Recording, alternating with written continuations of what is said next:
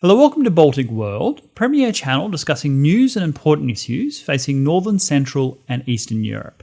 My name is Crispin and today I'm bringing you an article by Jacqueline Feldscher of Defence One.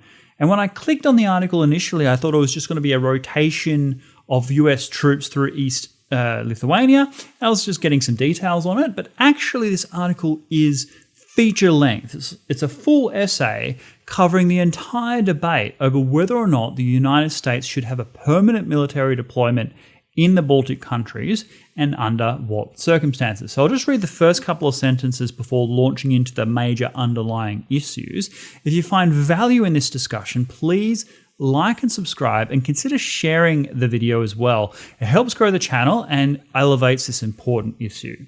So the article is titled, "Is this the next US base in Europe?" You can see why I just had a clickbait interest. Lithuania built Camp Herkus to woo a permanent contingent of American troops, but the Biden administration is far from convinced.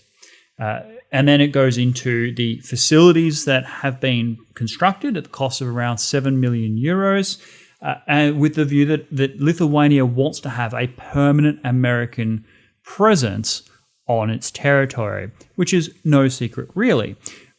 But the question is whether or not they'll be successful in this endeavor and what kinds of things the Americans are thinking about in terms of its deployment decisions. Now, at the moment, as the article mentions, there is a global force posture review being conducted by the Biden administration looking at exactly where the American military forces are deployed all around the world, with a view of aligning means with ends. Now, America's strategic priority is the Asia-Pacific, Indo-Pacific region, specifically, obviously, China, and preventing a fait accompli invasion of Taiwan. We have seen the withdrawal from Afghanistan, and while it was handled absolutely abominably, and I've talked about this at length, it is the strategically correct decision because America does not have key strategic interests in Afghanistan relative to its interests in the Western Pacific. And we've seen the AUKUS announcement with my own country, Australia, acquiring nuclear-powered submarines from Britain and the United States, and a whole range of new military equipment, force structure development, capability development being focused in this region. Now, remember, this is a maritime theatre, so air power, sea power, amphibious deployments, long-range missiles, long-range bombers, cyber capabilities. These will be the cutting-edge new force structure planning and development that the United States focuses on in the coming years and decades, most specifically to defeat China in any conflict over Taiwan.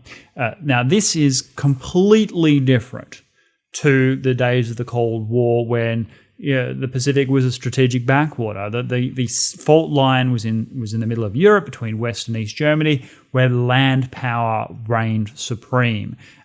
We're definitely going to see significant retrenchments when this force posture review is completed in terms of land power deployments in Europe and in the Middle East. This is a given. And evidenced by the fact that Joe Biden did remove the last vestiges of American forces in Afghanistan. There is a strong will to focus on the China challenge in both sides in American politics, and which leaves a big question mark over what happens in the Baltic countries. Now, the Americans have a fear, and I've talked about this in terms of Elbridge Colby's book, but I'll recount it here in case you haven't seen it, where the Chinese invade Taiwan, the Americans defend Taiwan, and there is a massive conflagration between these two great superpowers. And what happens is that both through prompting by China, but also opportunistically on their own, the Russians seize the opportunity to invade the Baltic countries. They push to the Baltic Sea and present America and Europe with a fait accompli. If they want to retake that territory, the Americans would have to storm the beaches of the Baltic, which they may be in absolute no position to do, and that could allow the Russian government to get away with it. And this is something that the Americans are vexed by because at the moment, the Germans, the Western Europeans, are not doing enough for their own defense. Germany is spending about 1.2% of its GDP on defense, and that is absolutely not enough. So what to do about it? Well, Lithuania is doing everything right. They have dramatically elevated themselves in terms of the American popular consciousness in recent months. So first of all, with Belarus, they were forthright and out front in terms of standing up to the Lukashenko regime, hosting the government in exile under Svetlana Tikhanovskaya, constantly making sure that the spotlight was being shone on what Russia was doing to support Lukashenko, and it created a great deal of international sympathy, including in the United States. But then even more was its standing up to the authoritarian dictatorship in Beijing and opening trade and relationship offices with Taiwan. This has not only increased its reputation in America, which it has. It's been featured in the New York Times, Politico. The Secretary of State, Antony Blinken, has called his counterparts in Lithuania, congratulating them for their principled stance. So they're aware of what the Lithuanian government is doing, but it's also having an impact on the rest of Europe. Now they're suddenly in a vexed conundrum because they want to have a trade relationship with China, but here is an EU member being completely bullied by this authoritarian dictatorship, and the Americans are looking at this with incredible delight, knowing that they want the other European countries to understand what dealing with China actually means, and here is Lithuania showing how it should be done. So it is incredibly promising in terms of what Lithuania is actually doing, now intentionally or not. And I happen to be in the camp that says that this isn't a strong intentional plan by Lithuania. Lithuania just happens to be a principled country that stands up for human rights, that has a strong sense of freedom, liberal democracy, sovereignty of the individual, and applies that in its foreign policy in a way that Western European countries have not done. And that sheer moral fortitude, that moral authority that Lithuania is starting to create for itself is having an impact in Washington, and it's having a strategic effect as well, because now the Americans are more committed to Lithuanian security. And then straight from a military point of view, the increase in defense expenditure by the Baltic countries, Estonia, Latvia, Lithuania, since 2014, since the Russians moved into Ukraine, has dramatically altered the leverage that the US has when dealing with the other European powers, because NATO has a defense threshold of minimum 2% of GDP. Most European countries have not been meeting that threshold. Germany is way under it, international, global embarrassment. And yet the fact that the Baltic countries have stood up and are doing the right thing means that the Americans can go to the other countries and say, hey, there is a limit. Some countries are pulling their weight. Why are you relying on the American taxpayer? Why don't you invest in your own defense so that you can defend Europe and help support the Baltic countries and improve deterrence by preventing Russia from ever moving into that country? Now, but then there comes the debate as to whether or not the Americans can have a permanent military deployment in the Baltic countries, given the fact that they need to focus on China and they are going to be drawing down military forces all around the rest of the world. My personal view is that absolutely, yes, they must. And that is because the Russian government will not, in my view, risk drawing the United States into a direct military showdown. If the Russians have to go in and murder American service personnel in order to take the Baltic states, that will almost guarantee a strong response from America, irrespective of the quagmire it might already be in, regardless of the geopolitical consequences of that. And the Russians, knowing that, probably won't see this as being worth it. In fact, the Russians may wish to keep their powder dry, because by being really close to China, they recognize that long term this is a real problem for them. Let's say China, succeeds in all of its geostrategic ambitions and rules the world. Where does that leave Russia? It leaves China's absolute mercy. And Russia has, historical issues with China. It was the country that took more from China than any other during the so-called century of humiliation. If you look at Chinese maps, where Vladivostok is today, it still has the Chinese name. So this is, they don't talk about it right now. They're closer than they've ever been. But in the long term, Russia's relationship with China is going to be more and more complicated. And unless Russia wants to be China's slave, they're going to want to have strategic options. And if they invade the Baltic countries, those options are completely taken away.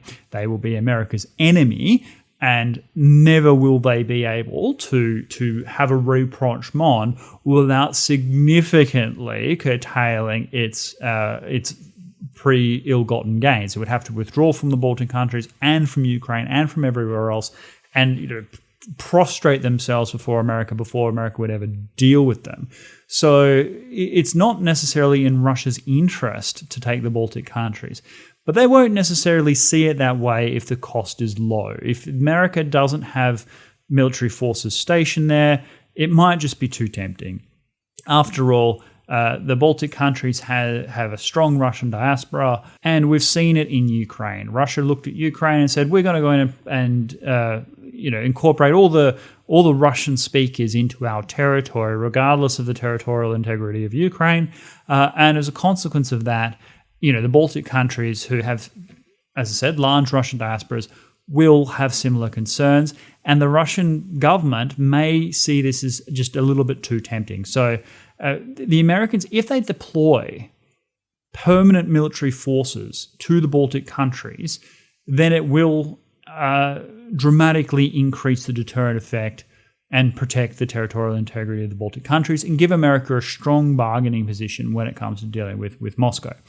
The drawback, and I think where the Americans are a bit vexed, is when they look at deployments like South Korea, where they've got tens of thousands of American troops all along the DMZ, not really being militarily effective, but acting more as a tripwire to deal with any potential North Korean attack. So if the North Koreans invade, Americans will be fighting there. They'll be there on the front lines. Americans will die, and that will bring the full might of the United States to bear on North Korea. And so they're kind of reluctant to have these similar tripwires where having US troops permanently in, say, Lithuania, which would be a very clear tripwire for any kind of aggression against the Baltic countries, that puts America at extreme risk.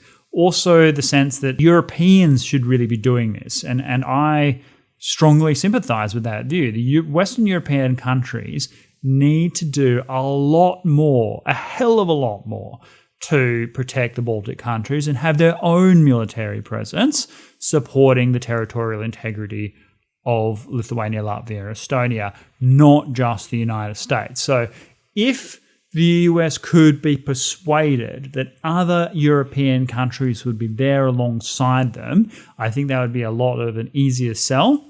But I also think that when the force posture review comes out, there'll be a significant drawdown of troops in Germany. At the moment, America has like 38,000 troops in Germany. They will not be there in a couple of years' time. So I think that as part of that, as a sort of consolation prize, they might say, look, we'll have 10,000 US troops in the Baltic countries to ensure that they have some sense of stability, some sense of deterrence, and a signal to Russia that America treats their security seriously.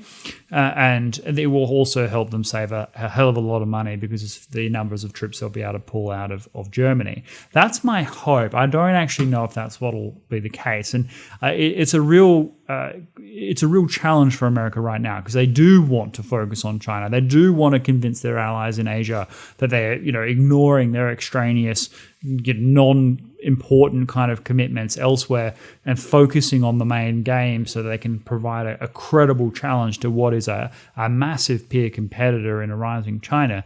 But at the same time, not have NATO fatally undermined by leaving Baltic countries in the lurch, recognizing and rewarding the fact that countries like Lithuania have done so much to advance American interests and be the model ally that America hopes that others would emulate around the world, that should be recognized and upheld. And as a consequence of that, now there are some more things that are in the article where by having a military deployment in Lithuania, because Estonia and Latvia want that as well, how would they explain not having similar troop numbers in Latvia and Estonia? I think that's actually relatively straightforward. What you want is troops that are close enough to the action that it's a strong deterrent effect against Russia, but far enough away from the border that they can respond effectively against any attack. I think that is the ideal. So having them in Lithuania is probably a good thing. Also, it leaves Kaliningrad more vulnerable for the Russians. They have to think about that as well. And also you have Estonians and Latvians, working alongside any American deployment that was in Lithuania anyway, and there would be full integration and military interoperability as well. So, having them in Lithuania provides the security to the Baltic countries. That would be the message the Russians would receive, I'm sure. So I fully support that, and I support it knowing that the Baltic countries are very hard to defend militarily. They are very flat. It's a small amount of territory. The Baltic Sea is a formidable barrier to any kind of counterattack should Russia actually succeed in invading these places.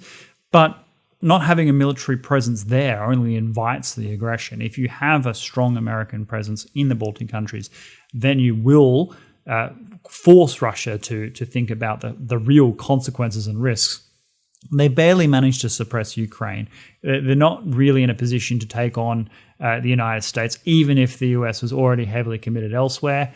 And also the Russians, as I said before, have to think long-term about their relationship with China. They make a decision if they have a conflict with the United States. They're much better off just sitting back, avoiding being dragged into a conflagration between China and the United States, and seeing who comes out on top. That's what Russia strategically should do, and it helps them make the decision that's in their best interest if America deploys effectively to the Baltic countries. And you want to convince other European countries that dealing with China in a principled way, in a forceful way, not selling out everything to Chinese money, will mean that America will stand by you there as well. And that should happen even as America draws down from other areas of the world.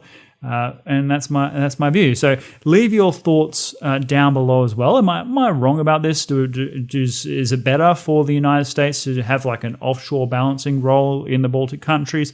Or am I not going far enough? Should the Americans ramp up their military deployments, regardless of how it's perceived in Russia, to a much greater degree than what I'm saying? I'm going for a kind of a calibrated role where the US has a permanent military presence in the Baltic countries, not so much as that it can storm St. Petersburg in a moment's notice, but strong enough that it can put up a meaningful resistance in the event of a surprise Russian attack, long enough to ramp up military support from other parts of Europe and from America, and having that deterrent effect on Russia to say, look, it really isn't worth whatever kind of opportunistic gain you think you might get by moving into the Baltic countries is massively outweighed by the enormous risks that are involved in taking on America militarily. That's my perspective. I'd love to hear yours, and I'll see you in the next video. Thank you so much. Goodbye.